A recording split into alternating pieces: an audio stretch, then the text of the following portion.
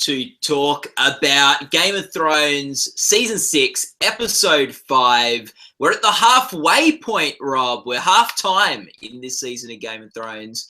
And I'm really excited. The first time Rob's joining us for a recap, and he's someone that I think of as sort of the original Gold Derby Game of Thrones fan. You were the first sort of person on our team back in Season 1 to be sort of singing the show's praises before I think I'd even started watching it. So what are you thinking of this season? Well, I think that this season is incredible. And look, I'm in the minority. I'm one of those people who say that last season wasn't its strongest. It won the Emmy anyway, so great. But I think we're actually exceeding that this season. And from what I've seen so far, if it keeps that momentum or even picks up the pace, it's going to be the best season yet. What about you? Yeah, like I sort of agree with you. I had some arguments with Ralph and Marcus about this, but I think it's the best. I think last season was the worst season, even though they won and I was fine with them winning. It's a great show. But yeah, I agree. This season I think has picked up. I think it's even better than last season. And yeah, maybe not like the best of all time, but I'm still really loving Game of Thrones this year. Let's kick things off. Hodor. Like, what? Just talk us through the ending to this character, Rob. Yeah, so we understand how he became Hodor, and we understand why he was, I don't even know what you would call it, but he was challenged and could only say Hodor, and it was because of the whole, thanks Bran, thank you so much for doing this to Hodor, and really it just seems that I don't know what to say. I was heartbroken. I really was. I loved that character. Why do we love him so much, Matt? Why do we love Hodor? I think like in a show where people are so sort of like out for themselves and trying to think of like the best way they can screw other people over and all these sort of political machinations, which I love about the show.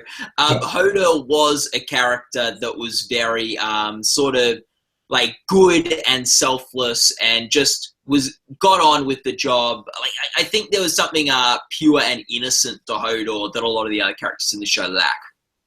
Yeah, I totally agree with that. And maybe there was even a bit of comedy. You know, for a while there, all he could say was Hodor, and a lot of us thought that was just really endearing. And now we look back and we can see that it was actually quite tragic. And it just reminds me that I was really, really grateful, I guess, to the show's writers, producers, showrunners, that we were able to go back in time through Bran and see the beginnings of the Stark family, and also to see Hodor as a child. And I really, really dug that stuff. Like, that was my favorite parts of these last few episodes. It really was. I was always wanting to go back there. And so, but I feel really bad for Hodor because he's so selfless and has always been so selfless. And now he's done the ultimate sacrifice to try to save Bran. Is this one of the best, like the most well-served character deaths we've ever seen on Game of Thrones, in terms of like, we sort of got like his death story and his origin story sort of tied into one. Like, it was a very like, sometimes in this show you just get killed and it's not a big moment, but this was like, so like they give us a whole backstory. We see him as a kid, flashbacks, all this sort of stuff. It's like probably the most comprehensive death we've ever seen on this show. Yeah, I would say most comprehensive as well. It looks like they've just wanted to really give him his due, and they knew that he was a fan favorite. And such a simple character, really. There's really no reason for us all to be so enamored by him, but you know, he didn't do a lot. But boy, was that a great way to kind of end his run. And God, you know, now Bran is out there in the middle of nowhere with all those, you know, zombies, I guess you could call them, after him. And I just want to raise this question, Matt. Maybe you can help me. Why does the Night King, why do the White Walkers want Bran? Or what is their quarrel with their makers? All that Children of the Forest stuff, all those fantasy elements I love, but I was finding it a little hard to follow. Yeah, I don't know. I don't know what the story is there. Like, who knows why the White Walkers really bent on getting Bran. It seems like Bran is quite an important character in the Game of Thrones universe, especially that sort of north of the wall sort of side of things, this warging ability. But yeah, it's hard to know. Like, does he want Bran for the White Walker army? Does he? Yeah, it's going to be interesting to see that those things progress. And it was seeming like the Bran storyline was one of the slowest storylines of the season. It really picked up here. Yeah, it really did. Sometimes the show is just a real medieval, epic action adventure, and sometimes it's extreme fantasy. Like, it has everything. It has, and this last episode had everything apart from the dragons. But yeah, it was very fantasy oriented, and I love that. I just love it when they really go for it and not worry about alienating any of those viewers who aren't probably interested in that stuff. They really went for it this episode, and I think it really, really worked. Yeah, no, it's really good. Let's talk Emmys now, Rob. Let's talk the Emmy Awards. Was there anyone in this episode that you think had a tape that they could submit to Emmy judges? Yeah, that's a tough one, because I thought it was generally, apart from the brand stuff, I think it was generally like little snippets of all of our favourite characters having very, very good moments. Like, for example, Aidan Gillen as Littlefinger, when he's trying to persuade Sansa to, kind of take him back or forgive him because he's so sorry about what he had done. And it was kind of like a fake sorry, but he was trying to sell it. And I just thought he did a beautiful job. He's a very good actor. He had a great scene. And, we also saw Theon Greyjoy is back, really back. And he was there trying to rally his people around his sister, Yara. And that was a really good scene for him. But again, only one scene. So I can't really think. Jon Snow had a good scene, and Tormund and Brienne are like the two Amazonian lovers. Perhaps maybe they might end up having a little bit of a love thing, which would be really funny. I thought that was a really good scene too. So I don't know. What do you think? It's interesting. When I was thinking Emmy Awards for this episode, I think there was some pretty significant developments, and I think two of them are the death of Hodor and the death of the Three-Eyed Raven, which I think now makes them eligible in the guest category at the Emmys, unless we see them in some form of flashback scenes or dream sequences or something like that. Assuming we don't see them now for the rest of the season, that means they fall under the 50% of episodes. They now can submit in the guest category, which particularly for, I would say, which particularly for Max von Sydow could mean he is now in the Emmy hunt. That's perfect, Matt. I think you're 100% right. Max von Sydow is an Oscar nominee. Has he won an Oscar? I don't think he has. But he's been nominated for everything. He's a very well-regarded Swedish veteran actor. And he's likely going to be in guest if he's not in any more episodes, which we have to assume would be the case. He doesn't do a terrible lot, but he doesn't have to. He's Max von Sydow, and I just think that that's a very good call. I agree with that. Yeah, so I think he's good. The funny thing is, the actor who plays Hodor had probably a better episode, and like now he's in the guest category, but I think it could be harder for him to break through and get that nomination. Yeah, I think so too. I think that's probably going to be a stretch, but that's who I will remember the most. Actually, to be honest, for anyone, if anyone's going to get an Emmy nomination, apart from like some of those actors, I think it'll be Jack Bender, who is one of the greatest TV directors of all time. If you look back at his past work, you'd see why I'd say that. I'm pretty sure directed this one, and I've got to tell you, I think this was the best episode of the season so far, and I wasn't expecting much. I sat down thinking, okay, this is going to be a chess move episode. I don't know if I'm going to be into this. I'm really tired. Hopefully I'll stay awake. And I was completely and utterly besotted by this one. And it's all because of him, I think. I think he really held it together beautifully with all the little vignettes that were happening all over Westeros and Essos. He managed to just hold it together beautifully. And obviously the writing had a lot to do with it as well. but I think Jack Bender was the star of this episode. Yeah, he's very good. And next week is his second episode. So we'll see if he's like a better episode or worse, which one should be the one he submits. I thought last week was a better episode though, Rob. I thought last week's Book of the Stranger is my favorite of the season so far. Oh, that's good. Yeah, that's interesting. I thought that was really good as well. I mean, I'm guessing you loved last week because of the really climactic, brilliant scene with Daenerys out at the Dothraki city, whatever you want to call it. That was amazing. Admittedly, I totally agree with that. And also, even the second episode where Jon Snow is brought back to life. A lot of people were really kind of taken with that one as well. I wasn't so much. And so, God, they've all been pretty bloody good. Yeah, it's been a really strong season so far. I think just another, when we're talking about Emmys and performances and things like that, this episode, you did mention Aidan Gillen having a great night. This is his second episode of the season, so he's under 50%. He's been 2 from 5 so far, so he's about 40% of episodes. So he keeps that up. He'll be able to submit himself in guest as well, and this wouldn't be an awful tape for him. And he's in it early, so they don't have to sit through a whole 40 minutes before they see his stuff. But if he's in 3 more episodes, he's in trouble. So that's why he's probably and it looks like his storyline's probably about to pick up. We see in the trailer Natalie Dormer, Marjorie Terrell, will be in next week's episode. That'll be her 3rd. So if she's in 2 more after that, then she'll be ineligible for guest as well. It's interesting in Game of Thrones tracking this guest star sort of chart and who can stay under the 50% of episodes to get in that guest category, because it's a show that could kill someone at any moment, and then all of a sudden it changes. It's also a show where they do take sometimes an episode or 2 away from a character. So yeah, because they're all over the place, aren't they? And they do have to service such a massive cast, and even still, they could. Natalie Dormer's barely been in this season, which is a real shame.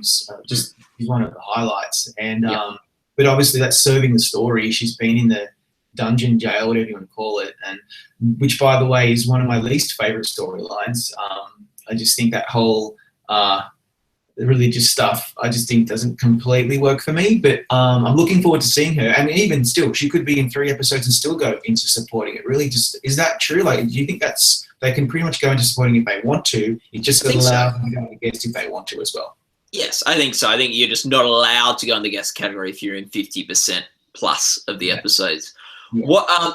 So let's talk. I think Sophie Turner had a good episode as well. I think she was really strong. Not her best tape of the season though. What do we think about who this week made the best move in Game of Thrones, Rob? Who had the best play? Who forwarded their game the best? Wow, that's a tough one.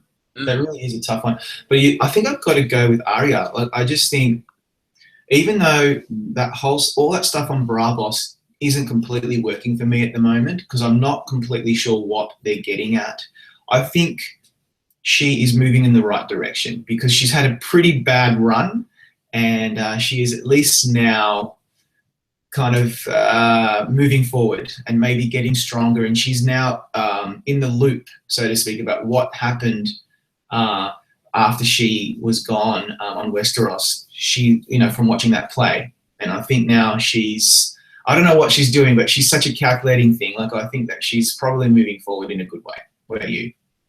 Is she really in the loop, Rob? Like, I feel like that play was not the most like accurate portrayal of season 2 to 5 of Game of Thrones. Yeah, I thought the play didn't work for me, really. That was the one thing about the episode I didn't like, but it was kind of like gave her a little idea that, stuff's happened while you've been away. They don't have news telecasts on Westeros, so I'm not sure how else she's going to be, unless a Raven would find her. But I think you might be right. It is. Game of Thrones is a very compelling story, as we've found, for 5+ seasons. And obviously the amateur theatre company in Bravos also thinks it's a compelling story. And think, this would make a great play. Let's put a play together. Let's write a rhyming play. Let's get it together. It was a very amateur production in my mind. I think King Joffrey would have put on a much better play. I think his from his wedding, his play of the Battle of the Five Kings, was probably had higher production values. I had a bigger budget, I think. A much bigger budget. Yeah, but speaking about the play before we talk about maybe who you think had the best move, it was nice to see Essie Davis and Richard E. Grant. I wasn't expecting that, and they're two pretty well-known actors who just were there for that storyline, so that was interesting. Yeah, that was pretty cool. I think Arya, at a game that moved to Fork. Well, I think Littlefinger probably, but by being able to talk his way out of getting killed by Sansa, and then even planting the seed so she taps into the Tully army is probably a pretty big move for him.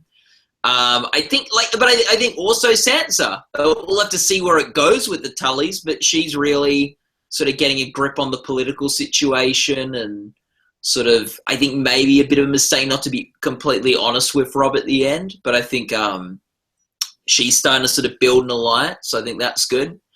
I guess you could also say a big move from I try to remember his name now. Is it Aaron Greyjoy? Oh yeah, I call him Euron, but I think it's Aaron. I'm not really sure how to pronounce it either. But yeah, he came and spoiled the party, and I was actually yelling at the TV like, no, go away, we want Yara. And but yeah, I don't know what to think about him. He is a tough cookie. I don't even know what to expect. Now he wants him to build another army. We just had nothing. Yeah. What do you think about his move, Rob, to build a big, get a lot of ships, and then try to team up with Daenerys?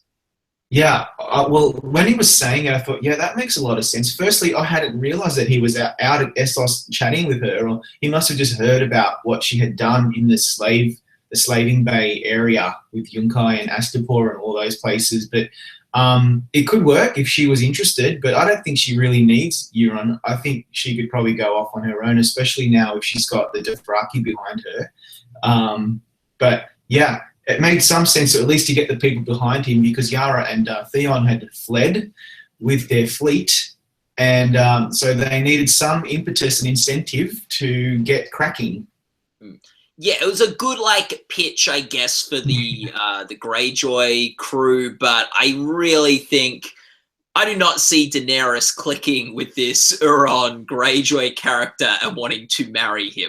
I just feel like she would she's always been I think a little creeped out by Jorah's affection for her. I think she'd pick Jorah over Euron Greyjoy. And I think I don't know, it just seems the equivalent if I were to go, oh man, Jennifer Lawrence. I'd really love to marry Jennifer Lawrence. Yeah. I just gotta find out. Yeah, if I found out something she's really into and I just get her a lot of that stuff, then Jennifer Lawrence is gonna marry me. Yeah. I feel I'm just very out of her league. And I feel like this Euron Greyjoy is very out of Daenerys' league. Yeah. And I don't think it will probably matter how many ships he has. I do not see the Daenerys-Euron alliance. Yeah. I think he obviously doesn't know her very well. He'd be punching well above his weight. And basically it's just I've heard it in another show, I can't remember what it was now, but it's Daenerys would just be hashtag don't need a man. She don't need a man. Yeah. Okay, she's on her own, she can do her own thing. Yeah. So anyway, that was pretty the Hodor was pretty interesting. And then he gets his I think Theon and Yara, obviously not a great episode for them because they weren't able to convince the people to elect them. But like I wouldn't call it an awful episode of them, because when the chips were against them, they just took all the ships while they were doing they spent too long doing the anointing ceremony for the new king, and they get back and all the ships are gone. They're drowning him and they're putting the thing on his head and they're doing this, and meanwhile they're all gone. Like, come on, wake up.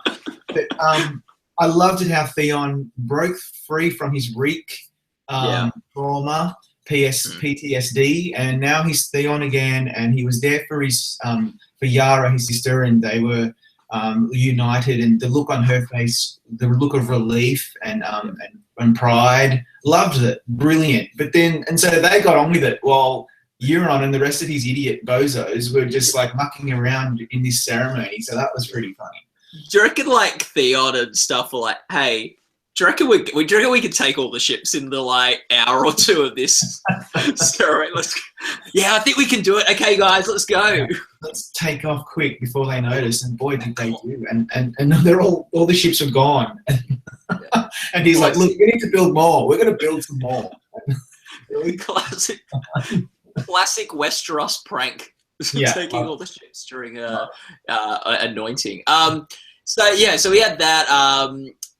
Who made the dumbest move this episode? Who was like, obviously we had Theon and Yara failed to convince about being leader of the Salt Throne. But who had really stupid moves this episode? Well, I think the only thing I can think of is, even though it really propelled the story forward and we learnt a lot, I think Bran was just a little reckless. Just a little too reckless, and maybe he should not have done what he did, because he's now opened up a real can of worms with the Night King at the forest.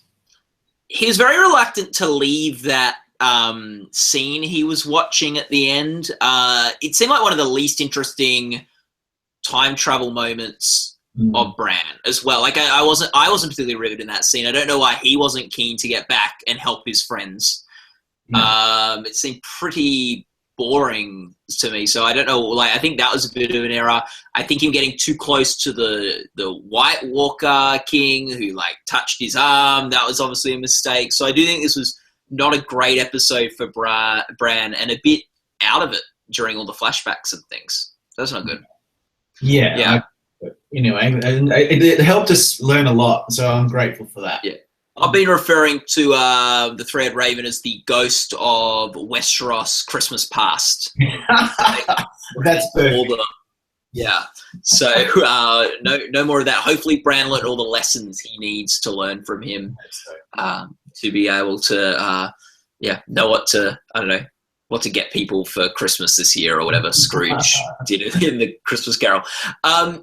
I think bad episode of Bran. I think Tyrion, I really am a bit down on Tyrion and what he's doing at the moment. I know getting a Red Priestess is really the direction to go. That would really prove just trouble for Stannis.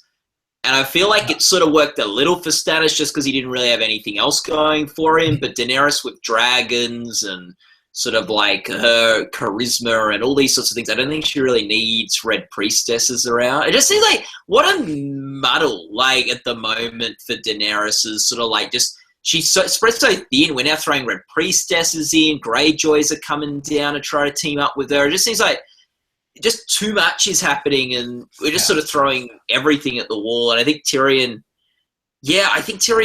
was doing really well until this episode, maybe the episode before, but it seems like he's sort of overplaying his hand a bit. Yeah, he is scrambling a bit. And I got that sense as well because Lord Varys was, for once, not as confident and in control and cocky as he normally is. The Red Priestess was really letting him have it. She was just able to get to those parts of his past that really made him feel uneasy. And I loved seeing him in that predicament. Tyrion is just like scrambling. Why have they brought her? I'm not sure what they're trying to achieve, but I think now Daenerys needs to start consolidating and getting on with it. That's what I would like to see. Yeah, no, I agree. And I don't think this Red Priestess is going to be trouble, I would imagine, for Daenerys. Like, it's going to be very interesting when Daenerys gets back to Meereen and see what she thinks about all these decisions Tyrion's been making in her absence. I think Tyrion could be in a bit of trouble. Yes. So yeah, like I think they're the dumb moves that I saw this episode. Like Hodor died, and often when someone dies in the Game of Thrones, you got to call them a loser. It was a pretty heroic moment for Hodor, though. I wouldn't really call him a dumb move for him. I think it's one of the few deaths in this show which is pretty just doing what he needed to do to help his ally. And since he's someone who wasn't particularly interested in the politics of Westeros and claiming the Iron Throne, I think Hodor did as well as he could, especially as well as he could to get a good edit this episode. Yeah, I think I just reminded myself the dumbest move, which was in a flashback, but the dumbest move of all was the Children of the Forest woman that we I don't even remember her name, creating the bloody White Walkers to begin with. What on earth were you thinking? What on Westeros were you thinking? Yeah. Yes, that is a good point. She definitely made the dumbest move. Yeah, I like how Bran was like, so you made the White Walkers? Like, you did it? And she's like, yeah, and she's like, look, it was pretty tough. Like, we're trying to cut down the trees. We had to do something. And now we've created this army of monsters. Awesome. Yeah. Okay. I'm gonna ask you a question. We're at the halfway point of the season. We're at halftime of Game of Thrones season 6. Who has had the best season so far, Rob? Who's had the best season on the show and why? Well, I don't know. I think I'm just going with Daenerys because she is one of the fan favorites, and her stuff in the Dothraki city were just so great that I think she could easily now have a tape, or have cause for a nomination at the Emmys. And I think Daenerys I think she's at least now going to move in the right direction. So I just, for some reason, am always focusing on her. I just think she's such a great character. Yeah, I don't completely disagree with that. Daenerys has probably been my favorite this season, and I think she had the best last episode. I think for consistency over the course of the season, I would say Sophie Turner, who plays Sansa Stark on the show. I just think she had a lot of I think Daenerys, it's really down to one episode where she's really strong. This season opener, Emilia Clarke was pretty good in too. But I think Sophie Turner's been pretty good every episode she's been on, had some good stuff in all of it. And I can see where this Westeros, this battle, not for Westeros, for Winterfell, is headed. And I think that's going to be maybe a big climax of the season. I think she's done a really good job of setting up the stakes for that, and sort of her talking about Ramsay with Littlefinger and her reading the letter last week. I think there's been some just really powerful stuff for Sophie Turner, who I also think was the standout last season on the show in terms of acting performances. So I would say Sophie Turner's the one that I think's had the best season so far, especially the most consistent season. She's great. She's a great actress. Definitely. Yeah. And really, not someone I would have said was one of the greatest actors on the show in the first season or two. She's really, the last couple is really growing and really doing her best work ever on the show. Where I thought Emilia Clarke was very strong in the first season. Absolutely agree with that, totally. We also just didn't touch on Dany sending Jorah to get cured. I command you to get cured, Jorah. Okay. No worries, Queen. But I do love how they've now made amends. I loved that scene amongst Jorah and Daenerys, so that was pretty cool. Yeah, I thought they're definitely not a great Daenerys scene or whatever, but I thought that was nice for their relationship and stuff. Good little touch base with that, and yeah, it's great. When you got such a devoted follower, you just command them to get cured from incurable illnesses. She's like, is there a cure? He's like, yeah, I don't know. I haven't seen a doctor. I haven't how do I know? I've been and then she's like, well, get cured. Get cured, come back. We'll do it. Yeah. Anyway, so Rob, I think we pretty much touched on everything that happened this episode. We talked about the big Emmy movies and stuff like that. Yeah. So it was a lot of fun talking Game of Thrones with you. You too, mate. I love an all Aussie recap. I think we need to have it's an all Aussie Gold Derby Game of Thrones recap. There's nothing better than that. Nothing better than that. Okay, hopefully we'll touch base with you later in the season. Absolutely. Can't wait to come back. Okay. Wait. See you, mate.